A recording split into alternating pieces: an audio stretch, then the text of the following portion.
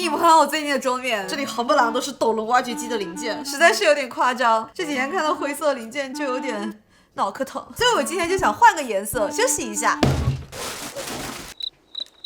这算休息吗？这个套装呢，也是我想要了很久的乐高2021年机械组工程类旗舰42131卡特彼勒推土机。其实我还想要个42082起重机和42100利伯海尔挖掘机，但是我的手不乐意。猜咁多，猜死人啊！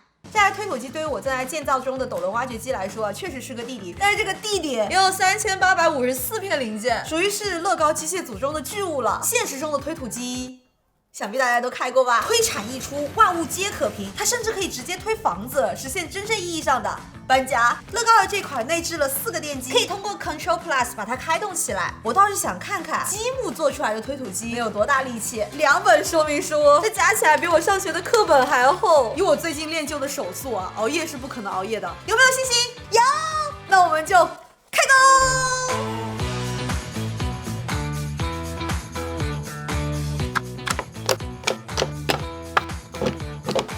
1小时过去了，刚好拼完了1号带，已经有了一个底盘的雏形。现在这边装了一个电源，这里架了2个电机，下面还装了个差速器的结构。看2号带能拼个啥？有好多的齿轮拼了这么个东西啊，感觉像是负责换挡的。现在是这一排齿轮在转嘛，然后这个橙色的零件动一下，会带动深灰色的零件停靠在另一侧，就把动力分给了这一排的齿轮。现在再把它跟底盘接在一起，核心的动力结构就装好了。拼了这么久的乐高，终于可以不用熬夜了，因为我学会了放弃。这把快2点了。继续，今天换了一张新椅子，很有信心在太阳下山之前，你们肯定可以看到推土机，因为我今天请了一个专业的工程队来帮我啊。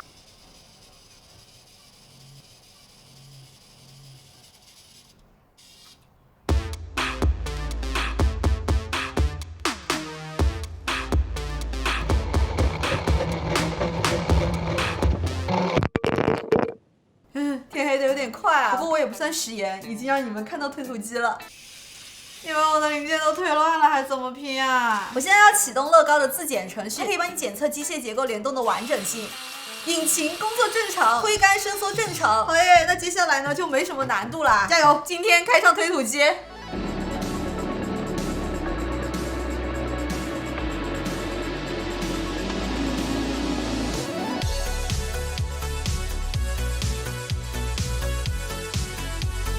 拼好了一个大黄，一个小黄，现在把它们接起来。这个体积和重量已经非常夸张了。接下来连续3包一模一样的零件，都是它的履带。哇，足足拼了3天还没有拼完，我都想给它投2个币了，加油！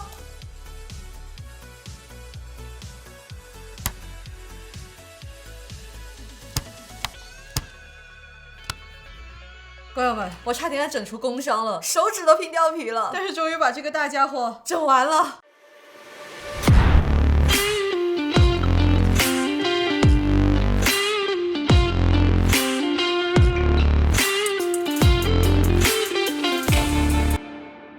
是不是超霸气的？成品的体积也非常的夸张，长57，宽26，高37。我觉得可能是因为它的车身非常的高啊，加上巨大的推铲、3角形的履带，还有裸露的内构，让它散发着一股工地霸主的气息。我们等会儿再来测试它的推力。我现在想先给它来一点改造，它现在很猛男嘛，看看能不能把它变得可爱一点，可爱的猛男。我们就把它改造成一辆皮卡丘推土机，怎么样？因为我刚好有一个皮卡丘的积木嘛，它长得比较清秀，我不太想要它了，只要把它耳朵崴下来，尾巴崴下来，原材料不就有了吗？头都断了。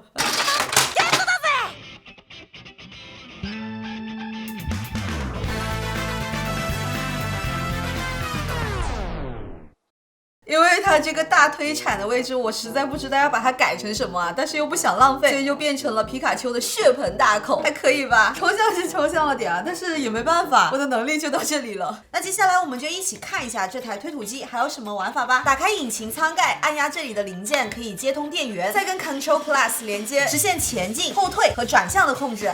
侧面的齿轮可以手动调整履带松紧，车头的推铲可以抬升下降以及变换角度，它们之间是通过变档器来切换的。车尾的松土器也有升降的功能，但是它没有办法到达地面，并没有什么用。这些功能呢，我觉得都比较普通啊，因为我认为它最帅的地方其实是它的梯子，驾驶室旁边的梯子竟然可以电动翻折下降，就像它的原型一样。没想到连这个细节都可以还原，虽然速度不是很均匀，但是这个也太灵魂了。